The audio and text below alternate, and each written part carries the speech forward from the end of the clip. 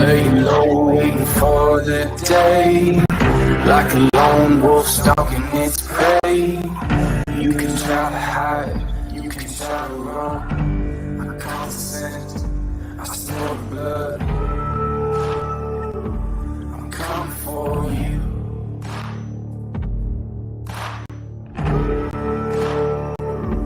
I'm coming for you.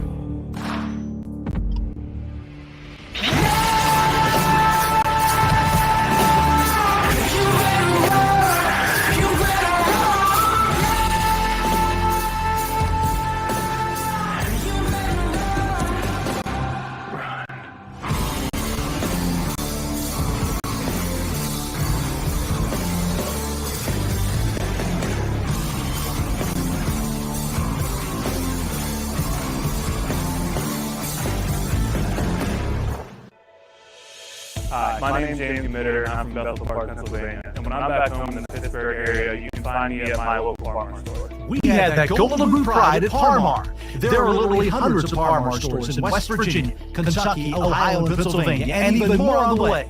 Download the Parmar app to save even more. And whether it's food, gas, groceries, or whatever, we have you covered at Parmar. West Virginia proud and ready to serve you. If there's not a Parmar store near you now, there will be soon. Where the true Golden Blue faithful go for the best in beer, burgers, pizza, wings, and more? It's the Mountaineer Tap House on the Evansdale campus. Mountaineer Tap House features well over 40 craft beers on tap, plus the best appetizers, salads, burgers, wings, pizza, and tacos the University City has to offer. Enjoy their exclusive craft cocktails too. Dine on the balcony or chill out inside with walls and walls of TVs. Follow Mountaineer Tap House on social media. Mountaineer Tap House, second floor above the Parmar store on the Evansdale campus. Okay, here we go. Mountaineer Legends pregame with a whole bunch of, I don't know. We got some legends over there, but they are some ugly legends right there. You got Schmitt, Mike Collins. You have Big Joe's. We're gonna have Major Harris. We're gonna have Aaron Beasley. And wow, I'll tell you what, man, this is great. We got the beer truck in Myrtle Beach. What could go wrong? Possibly. I mean, it's unbelievable. Mountaineer Legends pregame. We're coming at you. This is the Kansas Jayhawks, and it's the opening night in Mountaineer Field. It's a gold rush game. And I know you want to hear from these legends and find out what they're doing down at the Sundown Restaurant down in Myrtle Beach, having a good time, but also hanging with some Mountaineers with that alumni group down there. So you're doing great work, fellas. Let's talk first to Big Bad Brian Joswiak. Joes, what's going down in Myrtle Beach, baby? Hey, it's going down, Wolf, and you know that's what you were talking about there with the Mountaineer fan. There's nothing more than being able to spend some time with some good Mountaineer folks, and we're down here getting ready to watch this here this evening against Kansas. And hey, it's wonderful to have all these legends. We're all ugly, brother. We're all ugly, and you're part of the ugly. So I love you, man. All right. Mike, I see you there. You're in the middle of the screen, so you're taking center stage. I thought you might have your old shoulder pads on, as big as they were, but you're still like you can play there, Michael Collins, team captain, and a force for the Mountaineers for at least a good 5 years. If I remember, you got redshirted, right? I redshirted, yes, 1 year. All right. Tell us, how's it going in Myrtle Beach? Can you hear me, Joe? Or can you hear me, Wolf? Yeah, you're breaking up a little bit, buddy. But now we're having a really good time here. Good day. A little warm right now. So like Joe's said, some some alumni group and people, and spreading some Mountaineer chairs, ready to watch them win a game. How about that? Well, I think that's pretty special. And let's get, of course, Owen Schmitt, the runaway beer truck. And Schmitty, what's happening down at the beach? My dog. We're on the corner of Pop Drive and Surf in Myrtle Beach, having a great time. We got a bunch of Mountaineer fans out here. We got some food menus, some beers rolling, and we expect a Mountaineer victory. You expect the Mountaineer victory. Let's go. We're going to get into Kansas, but let's go ahead. Let's get back and talk about last week, because we all know about the brawl. The brawl was heavy. The brawl hurt. There's no doubt there's a lot of emotion. There's a lot of passion involved for the entire team, the coaches, the fans, the state. I mean, it was something to watch a great game like that, to come down to what I call self-inflicted injuries, self-inflicted wounds, to lose the game. They were not out talented. They were not out hit, in my opinion. The physicality was there. So I'm going to go to you, Brian Joswiak. I want you to tell me, what are your thoughts when you just think of what happened, what went down at the brawl, and what do they have to do to get back up?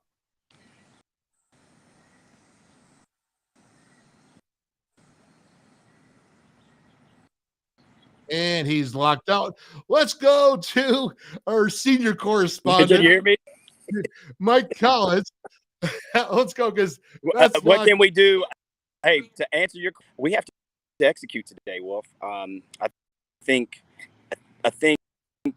this is a game for this season, to be honest with you. What you said about our game was true.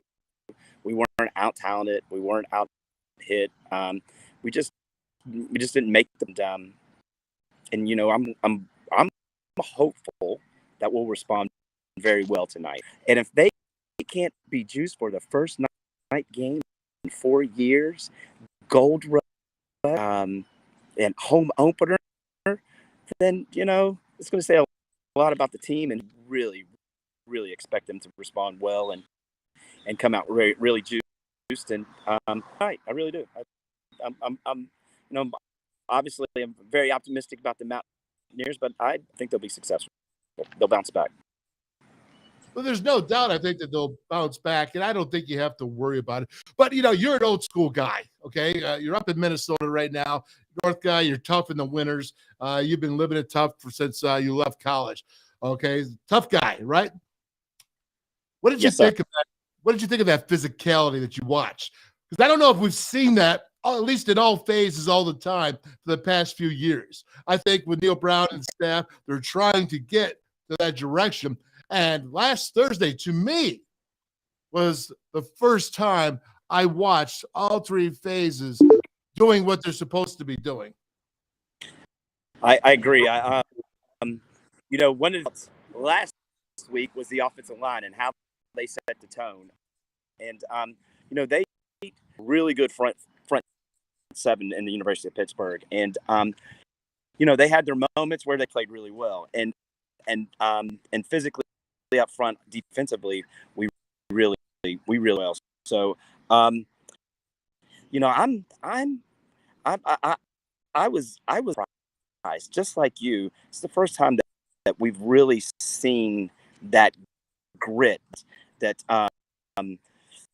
you know, how that physical aspect and that physicality and playing in all three phases. Now, we played very well, but we haven't necessarily put it together on offense, and it was fun to watch. And the other thing, our bodies, our team look good, man.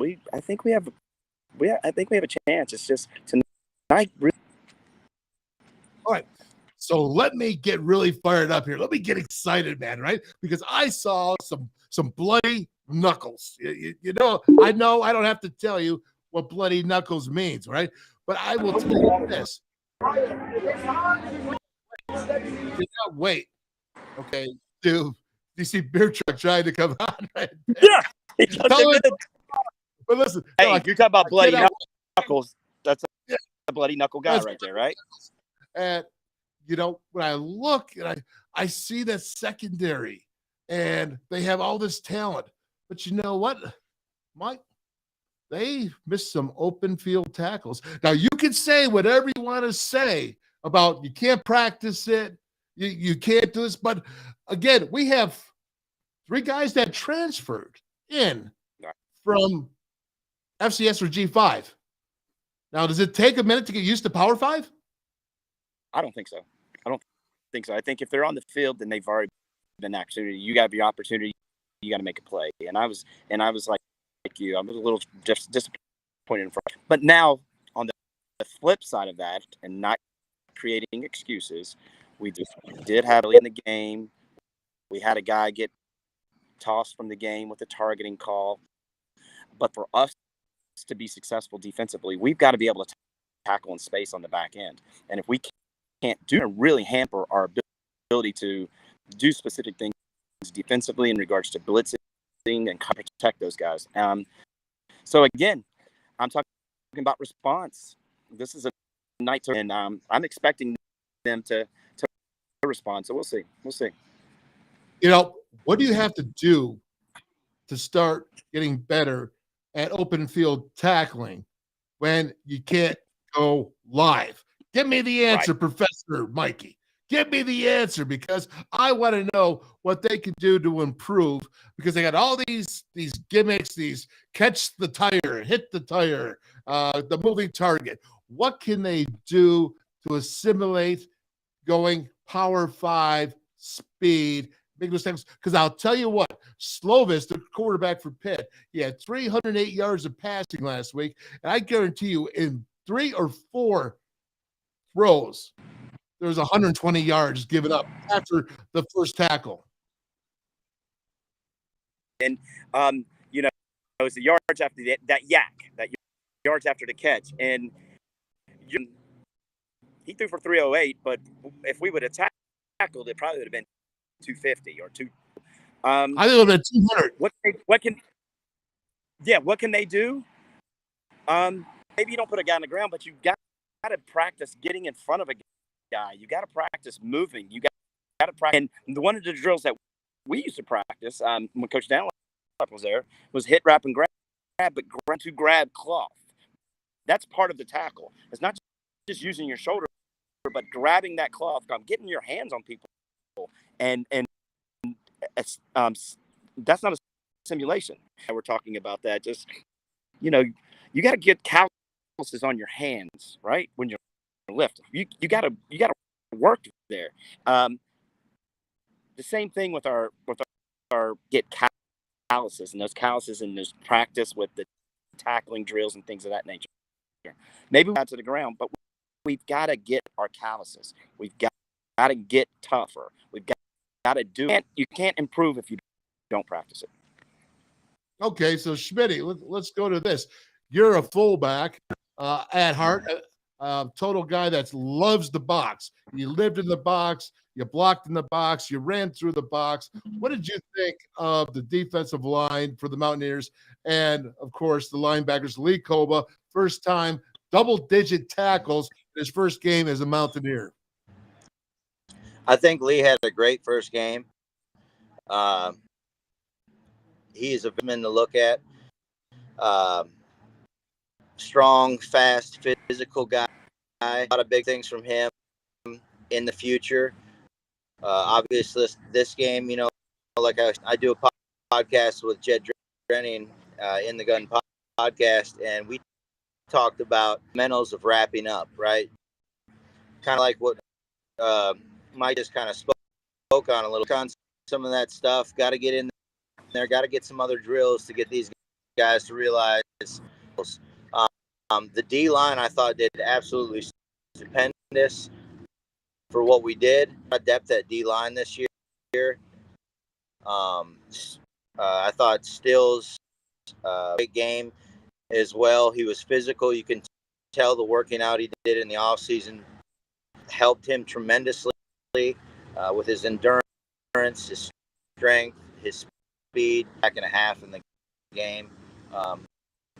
and a few tackles as well. To improve. Pitt's a good football team. Yeah. I thought we did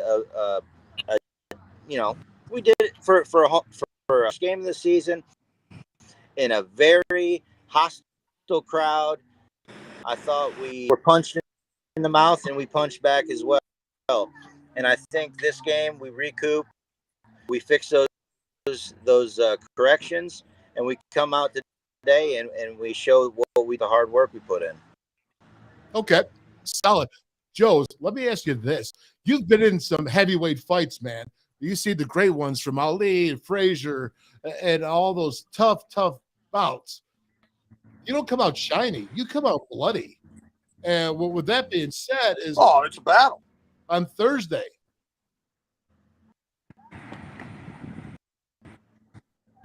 It was, that's just the way that game is. It's a bloodbath. It's a rivalry game, and it's a big, Pitt came in with a heck of a football team, and we had very high expectations. You get in a battle like that, and it's that daggone close, back and forth, like you're talking about that. It's the one, it's the group or the team or the individual that makes the least number of mistakes. We just made some real critical mistakes at some real critical times in that game. But you know what, Wolf? We never quit. We fought to the wire, them bad situations, and I thought the guys battled right to the very end. Done. But I think we can hang our hat on the fact that we're a better football team, and we're probably the better football team that this guy Neil Brown's had since he's been here. It's Vegas point, but ultimately, then it comes down to the guys in that locker room. Do they trust each other enough? Do they love each other enough that when they get into the heat of battle, instead of pointing fingers and making excuses? And I think we kind of saw that shit. And those guys staying with each other and getting fired up together a long way. And today's game, it matters most because when you lose, where you're drained emotionally, and you've been working on that game for months, and you got to hang that now. It's got to be gone. I'm almost thankful we had that game on Thursday because the whole big long weekend to just lick the wounds, get over it. But hey, baby, it's game day today up right now. So all that stuff that we're talking about don't matter. What matters now is, are we 6 o'clock tonight? There's no doubt. And we'll get to Kansas here in a little bit, but continuing on this Pittsburgh review by what you guys see, because I saw a defensive line, and Dante Stills, we know what Dante did. Schmitt talked about Dante, how tough he was. But, there's a thing there. It's like when Dante's playing well, that means that they're putting a lot of attention to him because you have to stop him. The other guys can then step up and perform, and it's vice versa. It's likewise. When you see Jordan Jefferson, who's the strongest guy on the defense, taking that center, and then you see, of course, Taj Alston, who's come back from all those injuries, and he's just getting better and better from last year to now this year. And then you look at some of even the young guys stepping up to Carr, Jared Hartley. I mean, JB, he was an Iron Mountaineer that most people don't remember. And this season that this guys have put the time in there. This defensive line took an offensive line last year that won the ACC, an offensive line that won ACC with all 5 returning starters. They took a tight end. They took the tight end out, and they put another offensive lineman in. They had 6 offensive linemen running heavy personnel, and they even once or twice put in a 7th offensive lineman. That defensive line for the Mountaineers, in my opinion, was phenomenal. I agree. They played really well. They set the tone. Line of scrimmage. Yeah, go ahead, Mike. I was going to say, just like Joseph was saying, we got to own the line of scrimmage, offense and defense, and I mentioned that last week. That's the tone setters, and they played well, man. Got to put it all together. We got to put it all together on every level. Those guys on the back end have to do their part. They got to down. And if we can do that, then this defense could really be very, very good. You know, they threw for 308 yards, but how many yards rushing did they have? I think we stuffed the running. We forced them into some passes. 1.9 yards per rush. They had exactly. They got stoned. Yeah. Yes. And that's, you know, up front linebackers and yeah, Joe's. I mean, what do you think? I mean, they played well. They did. Go ahead, Joe's. Continue. I didn't hear that last piece, Mike. Oh, just talking about our defense, our defensive line, and how well they played in the game. And, you know, it's what you and I, and this, the infectiousness of that physical aspect of your offensive line and that attitude when they play hard and they're playing physical, that impacts the entire rest of the team does that. What I said now, yeah. the defensive backs, they got to do their part. And I'm going back to what Wolf was talking about. When your defensive line, you know, they play three, they're taking up their gaps and they're making two guys block one. That lets you out and make their plays. That's why we had double-digit tackles from linebackers, because they're up there causing problems. They're getting some penetration. They're making them linemen, you know, change their scheme a little bit, and maybe that double team has to last a little bit. Those linebackers to free flow and do their thing. And yeah, the boxes to watch.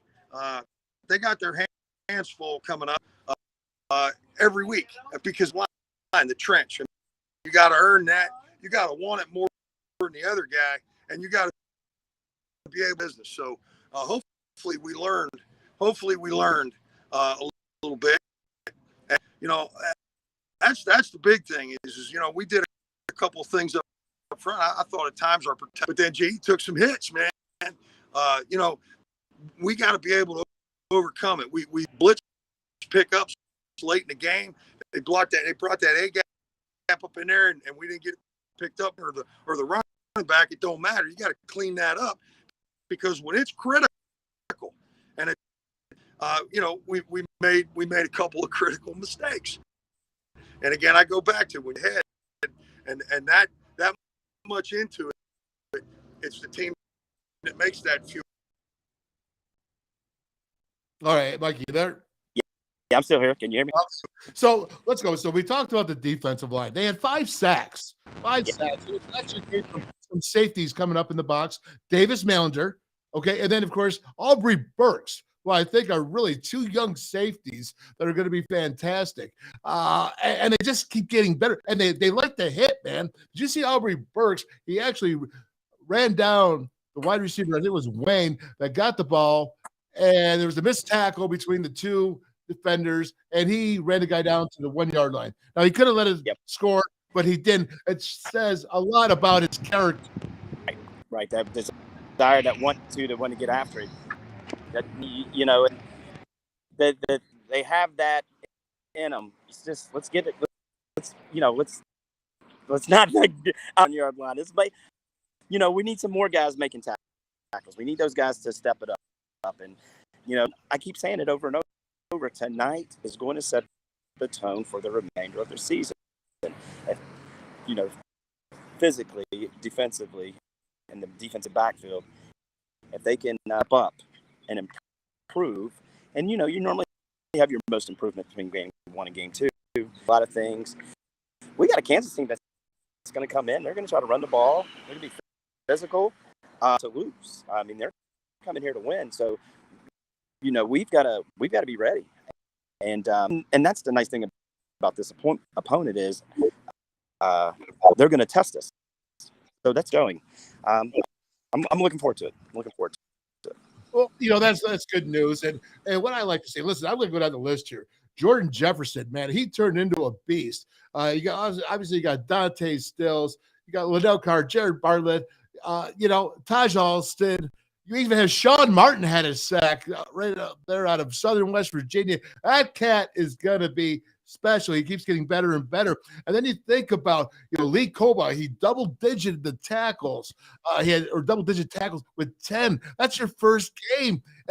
Think about this. It was the largest crowd in Pittsburgh history live there at the stadium. It was one of the largest on a Thursday night, 5 years for ESPN. How would you feel coming in as a junior college guy, stepping up in your first game, and you're playing against the ACC champs with all returning 5 starting offensive linemen? You got a USC quarterback that was very capable, very doable, and the defense had a great challenge. They had running back by committee like Kansas does tonight.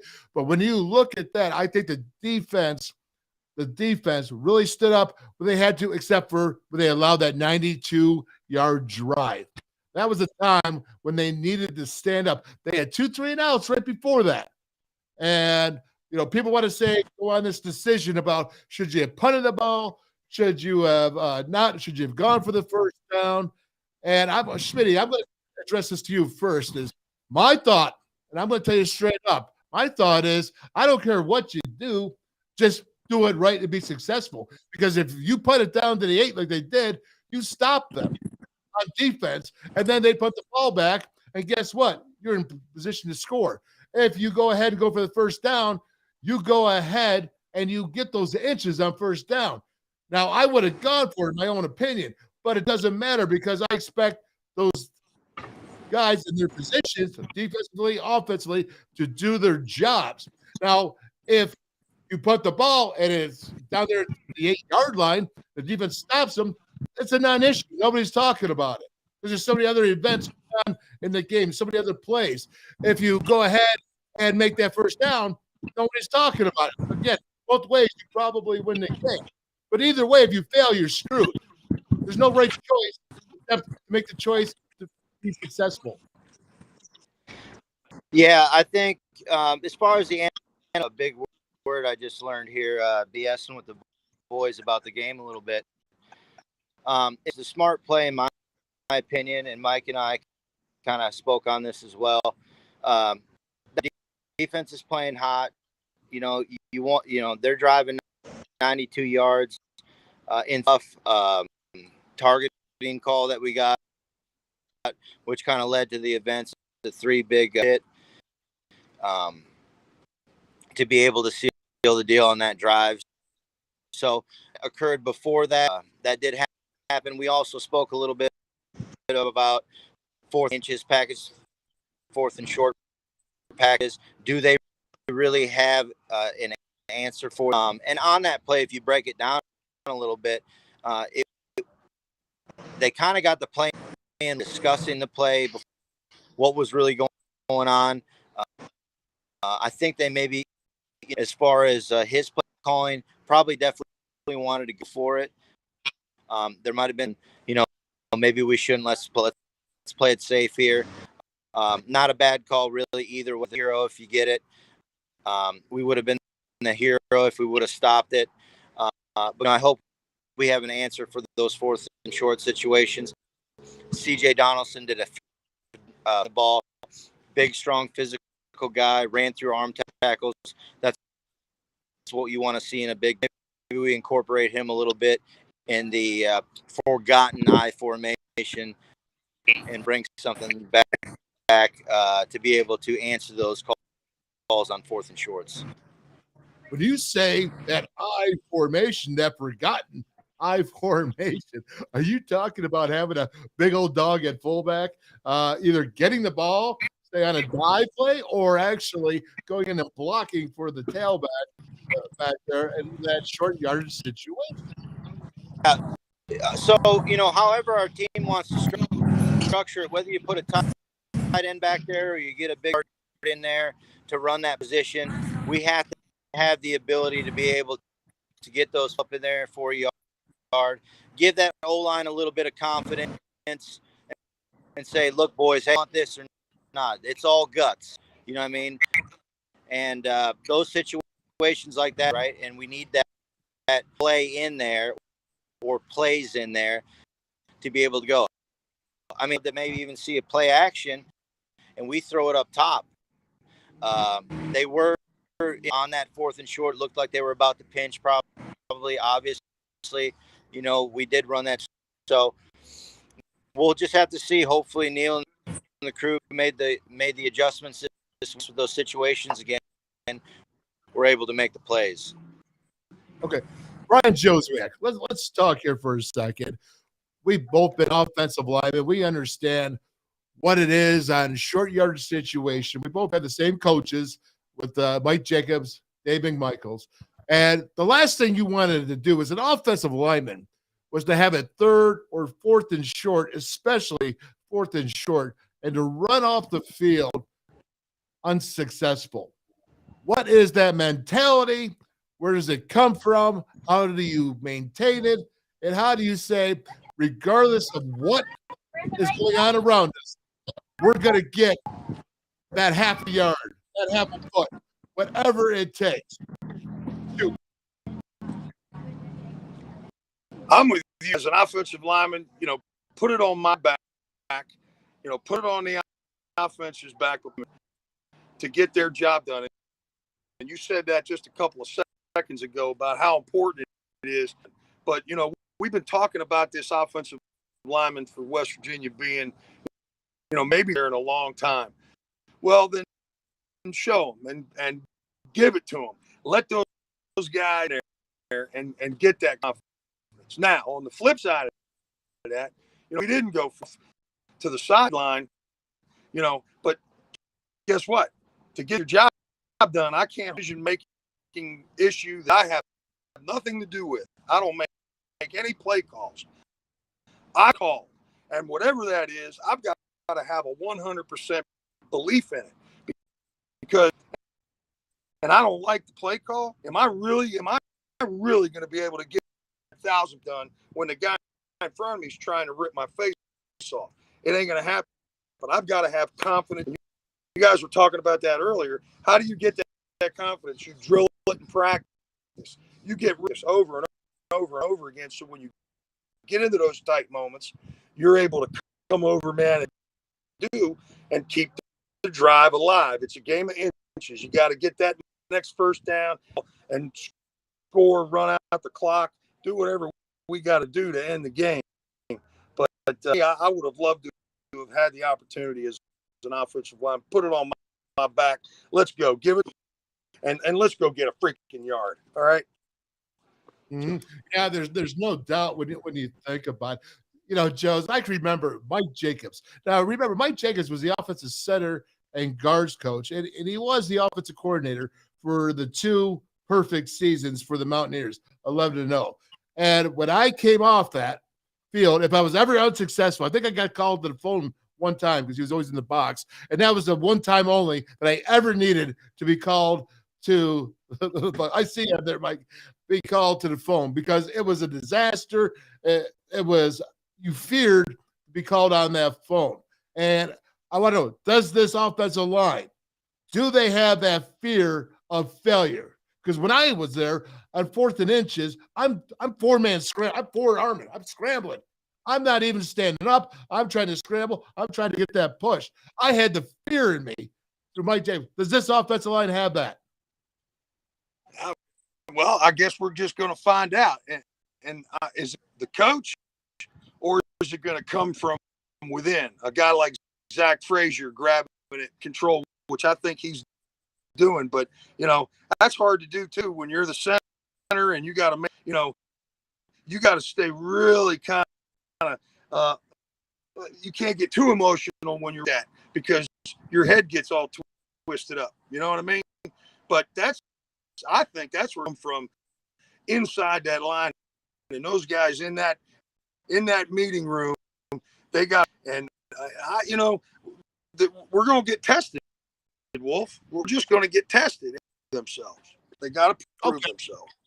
Okay, offensive line. Let's move on. We have a tight end, Mike O'Laughlin, Big O.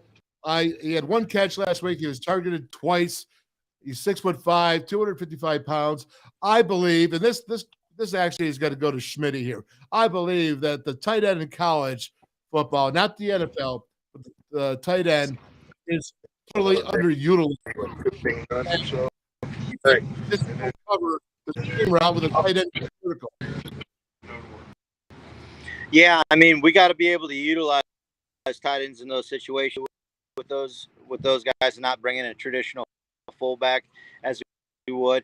CJ, but I don't know if he would be the guy I'd want lead have the ability to.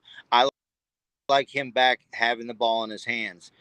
He's a tough guy who made it earlier. But yeah, put that tight end in there. Hey, get low. It's a yards. We have to win this year. That is how it goes. That's how the game is won. It's a game. We have to be able to move the ball in situations on 3rd and 4th and shorts when we need to. And big time players make big time plays in big time games. So, the big uglies up front, give that tight end or slash fullback, whatever you want to call him, to gain that confidence throughout the games, right, and to build your team. And fan looking from the stands in, we want to be able to go for it on 4th and 1 to be able to close games in tight situations. There's no doubt that they want to go ahead and be able to do that on 4th down. They have some young bucks now. They have 3 offensive linemen from the state of West Virginia. You got Schmitt, the left guard, who's from Pittsburgh, Bethel Park, right up the road. And, of course, now they have Doug Nestor moving out to right tackle. You got Robert Jordan going into right guard. He's from Maryland. It's all local. It's all regional here. But what did you think when you saw that offensive line? Because if you listen to JT Daniels, he was in full control of the protection calling. He called it out and said, I was in control. And he says that you're going to get hit because they were bringing 5, 6, and sometimes 7 guys because that's Patton or doozy. And they gave up 7 pressures. The offensive line only gave up 1 sack. What was your opinion on what was happening? Honestly, I thought the offensive line. Let me rewind a little bit. Sure. That defensive front we faced, there's a lot of NFL potential on that defensive line. If you look and see what they were doing, work up front, those are selfless players, creating, twisting around in those stunt formations to be able to make plays. Job picking those situations up. And look, there's time you got. So you're going to be able to have to get the ball out quick, right? You're going to have to be able to stop somewhat of a rush to give JT time. He doesn't need a lot of phenomenal player, phenomenal athlete, phenomenal mind of the game. And it was a pleasure to watch a guy out there commanding his team. Yeah, he was close to 60% with Narduzzi's defense just blitzing. And he really made some throws. And what I saw from my own part is I saw a guy that not only had composure in the pocket under the duress, his guys are falling on his legs, they're hitting his shoulders when he's throwing. I mean, he was under duress, and that's what a big boy brawl is all about. But, there's a new sheriff in town. He solidified himself as the starter. We're not talking any controversy here. But he also, at the same time, protected his guys. He said that, hey, we had some miscues. We're going to clean that up. I have all the faith in the world in these guys. That's a leader, Schmitt. That's what leaders do. And he stood up at that first post-press conference, and he told everybody, go with me, follow me, and I'll lead you to better lands. Yeah, and it was very apparent on the field. I wanted some prettiest back shoulder throws from JT. He took some hard shots, was able to navigate himself within the pocket at times when he needed to, step ups when pressure got tough. And his player, a guy who is the man, showed us he's the man. That's what you want leading the team. I know that there was some stuff in the press get on, you know, some of the receivers straight up knock those questions down. Hey, look, we got a great team, and we're going to tune-up game we just played against Pitt. All right, Pitt's not a tune-up team. All right? We just faced the 16th ranked team in the country from last year, the reigning ACC champs. As far as I'm concerned, with our, I thought it was a very solid performance. I still say to myself, I hate, it's one thing if you beat, right? It's another thing if you're situations where that's kind of what ended up happening in this game. And I'll take that. I thought our guys fought hard. We battled hard. We showed true tenacity of adversity. We just need to clean some things up, make some plays in some situations. And there were some unfortunate things, like I said, with the targeting call the game we played today. And hopefully this week we clean those things up and we come prepared to play. There's a running back I want to talk about, and it's not C.J. Donaldson, because we all know what he did. And, he actually had some pretty big holes to run through. I mean, they were running, of course, a little bit of counter. They were running the split zone, which is where the tight end came across and kicked out the defensive end, and the rest of the offense the other way. So it gets a divide, right? Open up the Red Sea. And they really did a good job.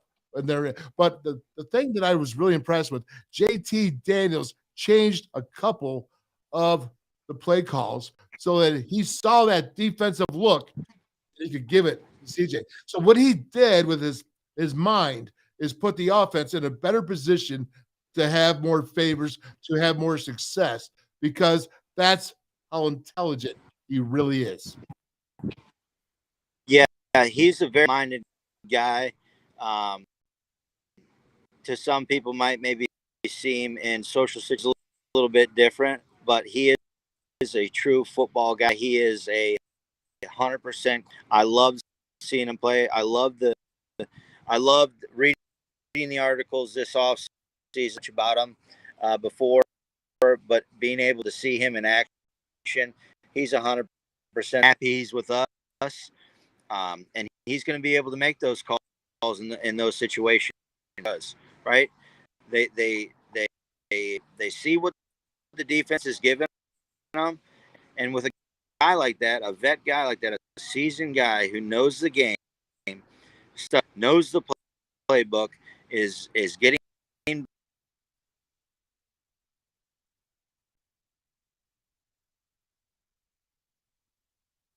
All right. I think Schmitt there got a little bit tied up down there on the network. What I really was trying to get at, too, was Tony Mathis, who averaged 4.5 yards per rush, really had an excellent opportunity to showcase what he did. Got a little lost in the C.J. Donaldson, the whole thing of 125 yards. Tony Mathis, 4.5 yards per rush, coming back there, all good stuff. I'm going to go ahead and take a break here. We're going to come back here in a few minutes. Radio, we're going to shut it down. But again, this is Mountaineer Legends pregame. I apologize for the technical difficulties down there, but the fellas are having a good time with some Mountaineers in Myrtle Beach at the Sundown Restaurant. That is the alumni chapter down there at Myrtle Beach. They're getting ready for the big Kansas Jayhawks. We'll see you here in a few